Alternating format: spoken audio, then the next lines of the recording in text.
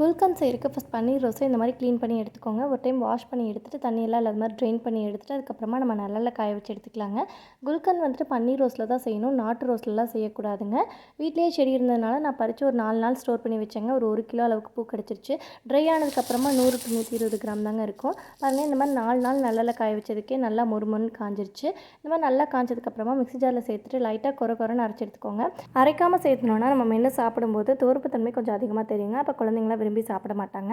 நம்ம அரைச்சி வச்சிருக்க பூ ஒரு லேயர், பனங்கல்கண்டு பவுடர் ஒரு லேயர், தேன் ஒரு லேயர். பனங்கல்கண்டு பவுடர் இல்லைன்னா நாட்டு சக்கரை கூட சேர்த்துக்கலாம். இந்த மாதிரியே ஃபில் பண்ணிட்டு வாங்க. கண்ணாடி பாட்டிலில் போட்டு வச்சுக்கோங்க. வருஷக்கணக்கில் நீங்கள் ஸ்டோர் பண்ணி வச்சாலும் எதுவுமே ஆகாதுங்க. ரொம்ப சூப்பராக இருக்கும். இதில் தேன் தான் ப்ரிசர்வேட்டிவே, அதனால் எவ்வளோக்கு எவ்வளோ தேன் அதிகமாக சேர்த்துறீங்களோ அந்தளவுக்கு நல்லாயிருக்கும். நல்லா மிக்ஸ் பண்ணி விட்டுக்கோங்க. டெய்லி காலையில் மிக்ஸ் பண்ணி விட்டுட்டு காலையிலேருந்து ஈவினிங் வரைக்கும் வெயிலில் வச்சு எடுத்துக்கோங்க. இந்த மாதிரி 7லேருந்து 12 நாள் வரைக்கும் பண்ணிவிட்டு வாங்க. ரொம்பவே ஹெல்த்தியான குல்கந்த் ரெடி ஆயிரும். ஏதாவது டவுட் இருந்தால் ஃபுல் வீடியோவை செக் பண்ணி பாருங்கள். தேங்க்யூ.